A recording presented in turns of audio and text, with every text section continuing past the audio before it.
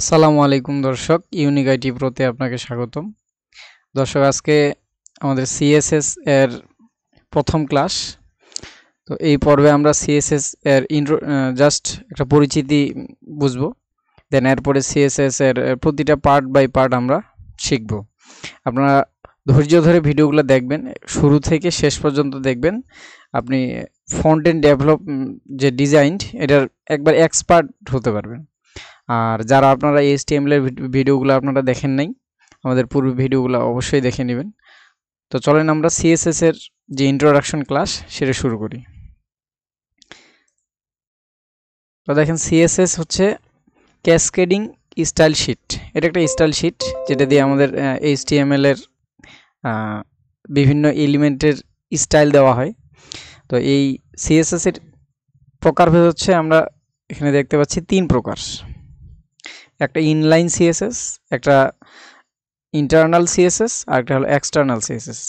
তো inline CSS কিন্তু ইতিমধ্যে আমরা ব্যবহার করেছি HTML ক্লাসে। তো আবারও একটু দেখাই দেই, মনে করে দিই। দেখেন, ইনলাইন সিএসএস হচ্ছে আমাদের একটা এলিমেন্ট, অর্থাৎ একটা যে কোনো ট্যাগের ভিতরে যে ওপেনিং ট্যাগ, এটার মধ্যে যে আমরা স্টাইল অ্যাট্রিবিউট ব্যবহার করেছিলাম, তো এইটাই হচ্ছে ইনলাইন সিএসএস। অর্থাৎ এটার মধ্যে স্টাইল দিয়ে আমাদের যে বিভিন্ন ভ্যালু দিতাম, তো এইটাই হচ্ছে আমাদের ইনলাইন সিএসএস। আর আরেকটা হচ্ছে আমাদের ইন্টারনাল সিএসএস। তো ইন্টারনাল সিএসএসটা হচ্ছে আমাদের যে HTML সিনট্যাক্স আছে, আমরা জানি এই HTML সিনট্যাক্স হচ্ছে দুইটা ভাগে ভাগ করতে পারি। HTML এর ভিতরে প্রথম অপশনটা হচ্ছে, প্রথম পার্টটা হচ্ছে হেড এবং দ্বিতীয় পার্টটা হচ্ছে বডি। তো হেডের ভিতরে যে টাইটেল আছে, এই টাইটেলের পরে এখানে একটা ট্যাগ লিখতে হয়, সেটার নাম হচ্ছে স্টাইল ট্যাগ। ইনলাইন সিএসএস এর বেলায় যেমন স্টাইল অ্যাট্রিবিউট, এখানে ইন্টারনাল সিএসএস এর ক্ষেত্রে স্টাইল ট্যাগ ব্যবহার করতে হবে। কোথায়? আমাদের হেডের ভিতরে এবং টাইটেলের নিচে। তো এখানে স্টাইল যে ট্যাগ সেটা ব্যবহার করতে হবে। স্টাইল অবশ্যই ওপেনিং এবং ক্লোজিং ট্যাগ থাকবে, এবং এখানে টাইপ বলে দিতে হবে একটা অ্যাট্রিবিউট, যে টাইপটা হচ্ছে টেক্সট এবং সিএসএস। ট্যাক্স দিয়ে স্লেস দিয়ে তারপর সিএসএস দিতে হবে। দেন এরপরে এখানে আমাদের সব সিএসএসগুলো থাকবে। তো ইনলাইন সিএসএস এর বেলা আর ইন্টারনাল সিএসএস এর বেলায় আর এক্সটার্নাল সিএসএস এর বেলায় একটু অল্প পার্থক্য, কিন্তু প্রায় সেম একই জিনিস। দেখেন, এখানে স্টাইল ট্যাগের ভিতরে আমরা ডিজাইনটা কিভাবে অ্যাপ্লাই করি, এই যে পি দিলাম, অর্থাৎ এর আগেরটায় যেমন আমরা ইনলাইন সিএসএস এর বেলায় পি ট্যাগের ভিতরে আমরা স্টাইল অ্যাট্রিবিউট দিছিলাম, আর এই যে পি ট্যাগ, এই পি ট্যাগের আমরা কালার অ্যাট্রিবিউট ব্যবহার করছিলাম, কালার প্রপার্টি, এই কালার প্রপার্টির ভ্যালু দিছিলাম। দেন এরপরে আবার ফন্ট সাইজ প্রপার্টি ইউজ করছিলাম এবং এটার ভ্যালু। তো এই ইন্টারনাল সিএসএস এর বেলায় একটু ব্যতিক্রম, এখানে আমাদের প্রথমে একটা এলিমেন্টকে টার্গেট করতে হবে। তো এই যে এই কোন এলিমেন্টকে টার্গেট করবেন সেটার নাম এইখানে প্রথমে দিতে হবে। তো এই যে প্রথমে এটা দিলাম, দেন তারপরে হচ্ছে আমাদের সেকেন্ড ব্র্যাকেটের ভিতরে এই জিনিসটা দিতে হবে, যে আমাদের কোন প্রপার্টি নেবেন এবং ভ্যালু কী হবে, সেগুলো একটার পর একটা এইভাবে লিখতে হবে। অর্থাৎ এই যেটাকে টার্গেট করব সেটা লেখার পরে সেকেন্ড ব্র্যাকেটের ভিতরে আমাকে প্রপার্টি এবং ভ্যালু দিতে হবে। তো প্রপার্টি ভ্যালু নিয়মটা জাস্ট আগের মতোই, যে প্রপার্টি লিখব, দেন কলন দিব, তারপরে ভ্যালু, এটা শেষ করে তারপর আবার প্রপার্টি কলন ভ্যালু, এরপরে এটা শেষ করে সেমিকলন দিয়ে আবার আমি এরকম 1000টা প্রপার্টি কিন্তু ব্যবহার করতে পারি। চাইলে সৌন্দর্যবোধক করার জন্য আপনারা একটার পর একটা ইন্টার দিয়ে এইভাবে উপর নিচে করতে পারেন। তো এইভাবে আমরা কিন্তু ইন্টারনাল যে সিএসএস সেটা ব্যবহার করতে পারি। এরপরে হচ্ছে এক্সটার্নাল যে সিএসএস। তো এক্সটার্নাল সিএসএস এর জন্য এখানে এক্সটার্নাল একটা সিএসএস ফাইল তৈরি করতে হয়। তো ওই সিএসএস এর ফাইলটা আমাদের যে এইচটিএমএল ফাইল সেটার সাথে লিঙ্ক আপ করে দিতে হয়। তো এর জন্য ওই যে আবারও হেড ট্যাগের ভিতরে টাইটেল ট্যাগের নিচে আমাকে একটা লিঙ্ক ট্যাগ নিতে হবে। ওই লিঙ্ক ট্যাগের মধ্যে আমাকে রিলেশন বলে দিতে হবে যে এটা একটা স্টাইল শিট, কারণ আমরা জানি সিএসএস হচ্ছে স্টাইল শিট। তারপর এখানে href অর্থাৎ হাইপারলিঙ্ক রেফারেন্স যে অ্যাট্রিবিউট, এটার ভিতরে আমাকে ওই সিএসএস এর সোর্সটা এখানে দিতে হবে, অর্থাৎ সিএসএস ফাইলটার নামটা এখানে দিতে হবে। তো চলেন আমরা এই বিষয়গুলো প্র্যাকটিক্যালি একটা এইচটিএমএল ফাইল ক্রিয়েট করে দেখি। তো আমরা এখানে একটা এইচটিএমএল ফাইল ক্রিয়েট করি।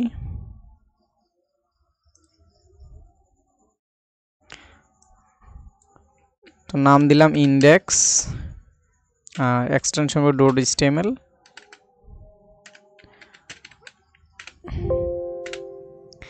তো এটাকে ওপেন করি এডিটরে। দেখেন এখানে আমি এইচটিএমএল সিনট্যাক্সটা আগে নেই। তো এখানে একটা প্যারাগ্রাফ ট্যাগ নিলাম, আগের মতোই লিখি দিস ইজ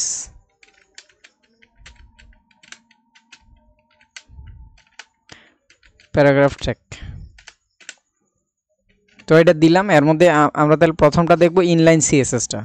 যে ইনলাইন সিএসএসটা কি ছিল, যে কোনো একটা ট্যাগের মধ্যে স্টাইল যে অ্যাট্রিবিউট সেটা ব্যবহার করতে হবে। তারপরে এখানে আমাকে বিভিন্ন প্রপার্টি এবং ভ্যালু দিতে হবে। তাহলে আমরা একটা স্টাইল অ্যাট্রিবিউট নিই, প্রথমে স্টাইল নিলাম, অবশ্যই ওপেনিং ট্যাগের ভিতরে। তো এইখানে কি দিতে হয়, প্রপার্টি এবং ভ্যালু। আমি চাচ্ছি যে এইটার এই যে প্যারাগ্রাফ ট্যাগ এটার কালারটা পরিবর্তন করতে, তাহলে আমি কালার দিব COL কালার প্রপার্টি লিখলাম। দেন এখানে কলন দিয়ে এখানে ওই কালার প্রপার্টির ভ্যালু আমি কেমন কালার চাচ্ছি, তাহলে আমি চাচ্ছি মনে করেন রেড, তাহলে এখানে লিখতে হবে রেড, অথবা রেড কালারের জন্য যে কালার কোড সেটা এখানে বসাতে পারেন। আমি অলরেডি কালার কোড কিভাবে দেখতে হয় সেটা ভিডিও আমরা একটা করেছিলাম, সেটা দেখাইছিলাম, আপনারা চাইলে দেখে আসতে পারেন। ভিডিওর লিঙ্কটা আমরা ডেসক্রিপশন বক্সে দিয়ে দেব। তো দেখেন এইভাবে ইনলাইন সিএসএস কিন্তু ব্যবহার করতে পারি। আমরা চাইলে এখানে আরও একটা প্রপার্টি দিয়ে ভ্যালু আরও দিতে পারি, অনেকগুলো দিতে পারি। কিভাবে, যে এটার পরে, অর্থাৎ একটা প্রপার্টি ভ্যালু লেখার পর সেমিকলনের পর আরও একটা প্রপার্টি, তার এইভাবে অন্যান্য প্রপার্টি। তা আমি আরেকটা প্রপার্টি দিই, ফন্ট সাইজ দিই, ফন্ট সাইজ 18 পিক্সেল। আর প্রপার্টি লেখার ক্ষেত্রে আমি বলেছিলাম যে একটা প্রপার্টি যদি অনেকগুলো শব্দের হয় তাহলে মাঝখানে স্পেস ব্যবহার করা যাবে না, প্রয়োজন হাইফেন দিতে হবে। তো আমি এখন যদি এই ফাইলটা, আমাদের যেহেতু ইন্টারনাল সিএসএস অ্যাপ্লাই করা শেষ, আমরা স্টাইল একটা দিলাম। তো এখন আমরা এটাকে ওপেন করে দেখি ব্রাউজারে।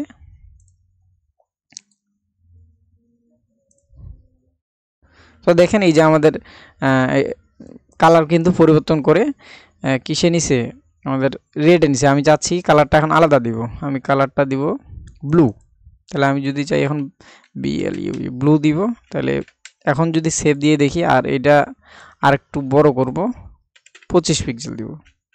তাহলে সেভ দিয়ে এখন আবার ব্রাউজারে রিলোড করলে দেখবেন বড় হয়ে যাবে এবং কালার পরিবর্তন হয়ে যাবে। এই যে দেখেন। তো এইভাবে আপনি ইন্টারনাল সিএসএস কিন্তু অ্যাপ্লাই করতে পারেন। এরপরে ছিল আমাদের ইন্টারনাল যে সিএসএসটা। তো সেটার জন্য আমাদের কি করতে হয়, যে এই পুরো সিএসএসটাকে একটা স্টাইল ট্যাগের মধ্যে লিখতে হয়। তো আমরা একটা স্টাইল ট্যাগ নিব, তাহলে এখানে কোথায়, অবশ্যই টাইটেলের নিচে, হেডের ভিতরে টাইটেলের নিচে। তাহলে এখানে আমরা স্টাইল, এই যে স্টাইল ট্যাগ নিয়ে নিলাম, স্টাইল ট্যাগ ওপেনিং এবং স্টাইল ট্যাগ ক্লোজিং। আর এখানে অবশ্যই টাইপ বলে দিতে হবে যে টেক্সট/CSS। এইখানে আমরা এখন প্রথমে সিলেক্টর একটা লিখব। সিলেক্টর কি, আমরা যেটাকে টার্গেট করবো, আমরা কাকে টার্গেট করব, এই যে পি যে ট্যাগটা এটাকে টার্গেট করব। তাহলে এই পিকে টার্গেট করার জন্য এটা সিলেক্টর, আমরা পি ট্যাগের নাম লিখতে পারি। তো সিলেক্টর নিয়ে এরপরে আমরা ডিটেলস বলবো। তো আপাতত মনে রাখবেন যে একটা ট্যাগের নাম যদি এখানে দিয়ে দেন তাহলে ওটাকে কিন্তু টার্গেট করা হয়ে যাবে। তাহলে এটা হচ্ছে পি ট্যাগ। দেন এরপরে কাজ কি, এরপর হচ্ছে যে দেখেন সেকেন্ড ব্র্যাকেট দিয়ে তারপরে আমাদের প্রপার্টি এবং ভ্যালুটা দিতে হবে। তাহলে সেকেন্ড ব্র্যাকেটের ভিতরে, তাহলে সেকেন্ড ব্র্যাকেট শুরু এবং শেষ, এর ভিতরে আমাকে এখানে প্রপার্টি এবং ভ্যালু দিতে হবে। তাহলে আমি এই স্টাইলগুলোই চাচ্ছি যে কি, প্রথমে কালার, তাহলে আমি কালারটাকে কেটে নিই। তাহলে এখানে আমি যদি এখন লিখি যে এই যে কালার দিলাম, কালার কি দিব, ব্লু। এবার একটু চেঞ্জ করে দিই, গ্রিন দিই, এটা দিলাম। আর ফন্ট সাইজটা এখান থেকে কেটে নেই।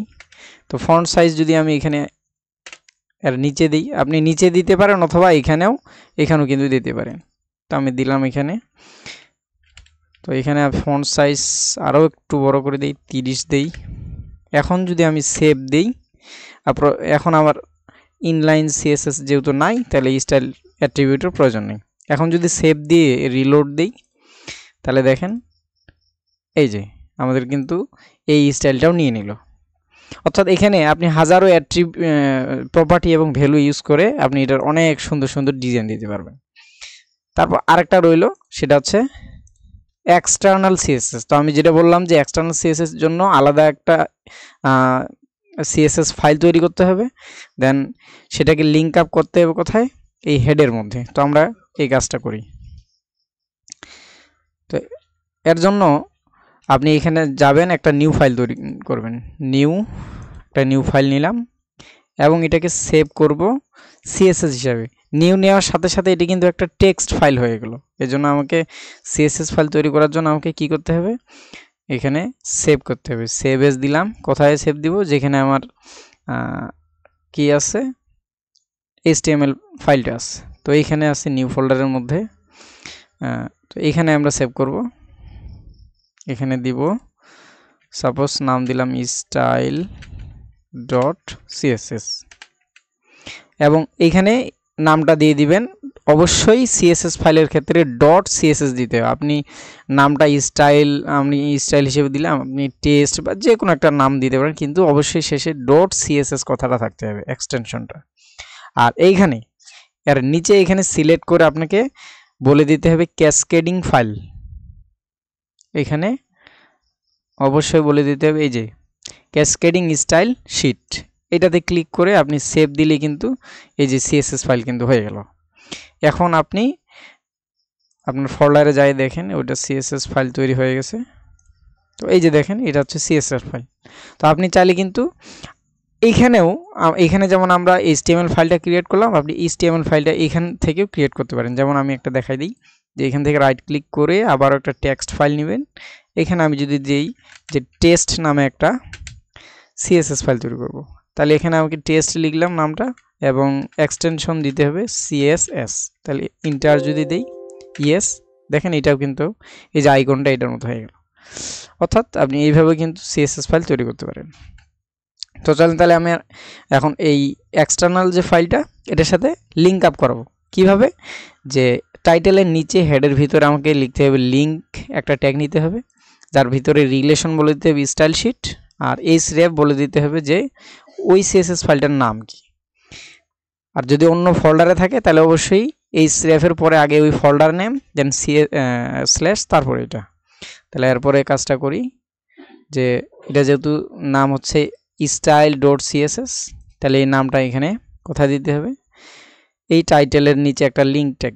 তো এটা কেটে দিলাম এবং এখানে কি দিব, একটা লিঙ্ক ট্যাগ নেব, লিঙ্ক ট্যাগ একটা নিয়ে নিই।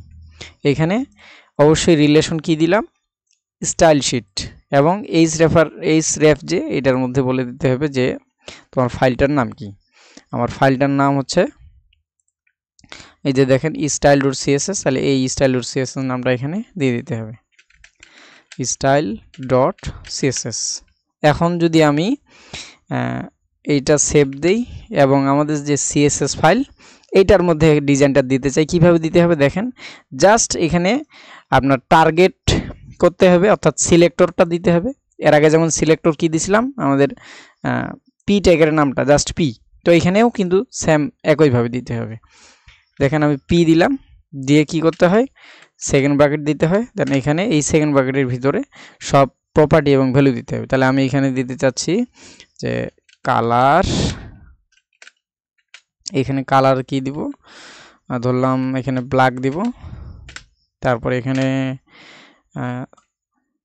সেমিকোলন দেওয়ার পরে আপনি চাইলে এখানেও লিখতে পারেন অথবা আমি নিচেও লিখতে পারেন। তো আমি নিচে লিখব। কালার দেওয়ার পর এখন যদি চাই আরেকটা প্রপার্টি ইউজ করি, ফন্ট সাইজ দিলাম। তো ফন্ট সাইজ আমি দিব এখানে মনে করেন এবার আরও বড় একটু দিব, 30 পিক্সেল দিব।